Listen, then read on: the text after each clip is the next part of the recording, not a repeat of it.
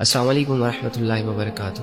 میری بات سنو، چاہے تم لڑکی ہو چاہے تم لڑکے ہو، پورے غور و فکر سے اور دل سے اور پوری سننا۔ تمہارے دل میں بھی گلے شکوے ہیں نا کہ کوئی نہیں ہے تمہارا؟ کسے بتاؤں اپنے دل کے راز؟ یہ دنیا میرے ساتھ ایسا کیوں کر رہی ہے؟ یہ لوگ میرے ساتھ ایسا کیوں کر رہے ہیں؟ اور میں خود بھی کچھ کر کیوں نہیں پا رہا؟ آخر میں ایسا کیوں؟ جب انسان دنیا کی زندگی کو ہی سب کچھ سمجھ لیتا ہے نا، تو واللہ وہ اس سٹیج پر چلا جاتا ہے کہ دنیا کی زندگی اسے سمجھ نہیں آتی۔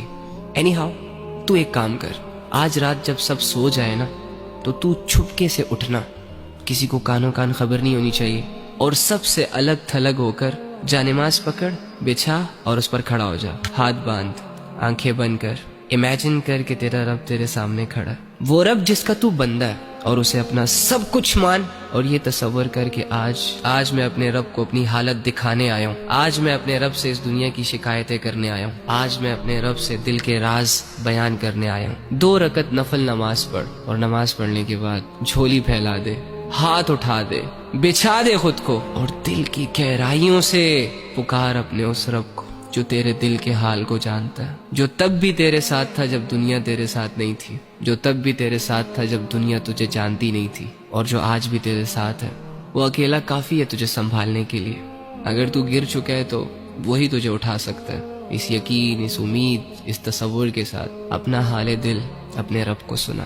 ایک آنسو کا قطرہ نکل آیا نا، یا تیری آنکھیں صرف نم ہو گئی، یا چلو اگر تمہیں صرف اتنا احساس ہو گیا کہ میں اللہ کے سامنے بیٹھا ہوں، میں اللہ ہی سے بات کر رہا ہوں، یقین کر کے اٹھنا کہ تیرا رب تجھ سے راضی ہے۔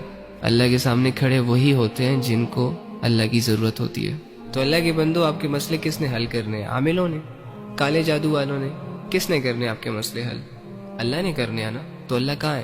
ایکچولی میں آئی ڈونٹ نو وائی ہمارا یہ مائنڈ سیٹ بنا ہوا ہے کہ اللہ کچھ اسپیسیفک جگہوں میں پایا جاتا ہے، اور اللہ رب العزت کی جو مغفرت کے فیصلے ہوتے ہیں وہ نیک لوگوں کے لیے ہوتے ہیں، یا اللہ رب العزت جن لوگوں کی دعائیں قبول کرتا ہے وہ بہت نیک ہوتے ہیں، لمبے لمبے سجدے اور پاک صاف رہنے والے ہوتے ہیں۔ ہاں ٹھیک ہے، ان کا اپنا درجہ ہے، لیکن اس کا یہ مطلب بھی تو نہیں ہے نا کہ ایک عام انسان اللہ تک پہنچ نہ سکے، ایک عام انسان اپنے دل کی بات اللہ کو نہ کہہ سکے اور اللہ رب العزت کو اپنی طرف متوجہ نہ کر سکے۔ وہ کہتے ہیں کہ کوئی کعبے سے خالی ہاتھ لوٹ آیا تو کوئی گھر بیٹھے خدا کو پا گیا۔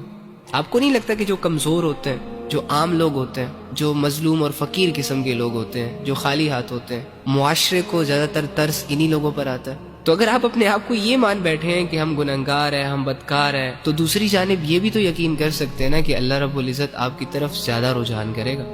اللہ کے بندو، اللہ کہہ رہے میں تمہارے شارک کے بھی قریب ہوں۔ اس اللہ سے اپنے مسئلے حل کرواؤ جو اللہ ساری زبانوں کو سمجھتا ہے، جو اللہ دل کے حال کو جانتا ہے۔